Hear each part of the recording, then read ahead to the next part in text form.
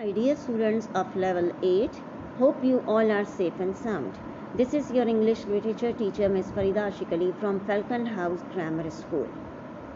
In this video, we are going to complete the last two chapters of Anne of Green Gables, chapter 37 and chapter 38, The Reaper whose name is Death, the Band in the Road. Let's begins with chapter 37. Marilla sees Matthew's grey sad face and calls to him sharply.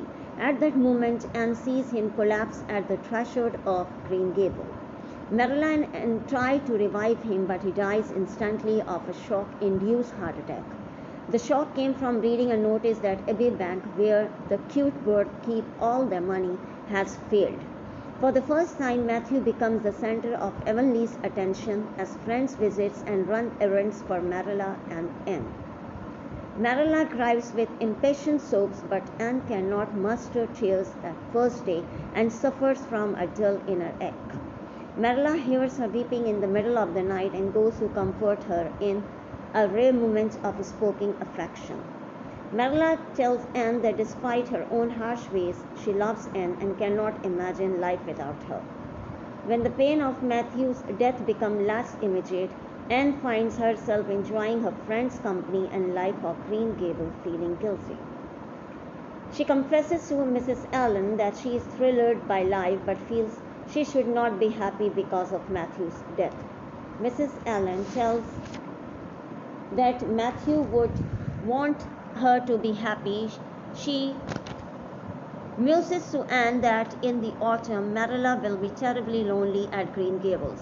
Sitting together at Green Gables, Marilla and Anne reminisces about the ridiculous incidents of Anne's childhood. Marilla comments on how attractive and grown-up Gilbert Blythe looked at church the previous Sunday.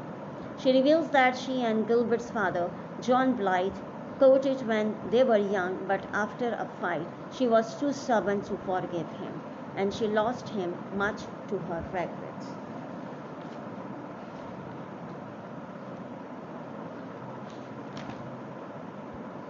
Chapter 38. Marilla goes to town to see a visiting eye doctor and returns with bad news. She must give up reading, sewing, and crying, or else she will go blind. That night, Anne reflects on all that has happened since her return from Queen's Academy. She decides that she will stay at Green Gables to take care of Marilla rather than accept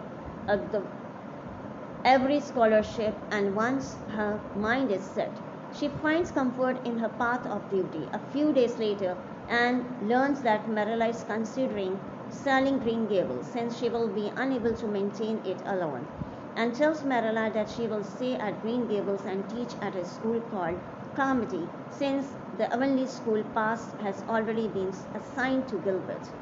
Later, Mrs. Rachel informs her that Gilbert has gone to Avonlea trustees and asks that the Avonlea post be given to Anne so that she can be closer to Marilla, a sacrifice that means Gilbert must teach at White Sands and pays for boarding.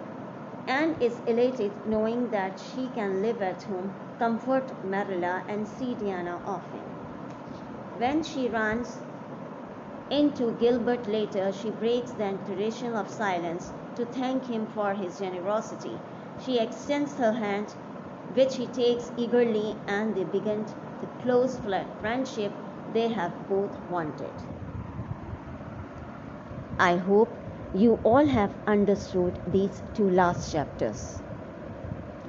Stay home, stay safe. Allah Hafiz.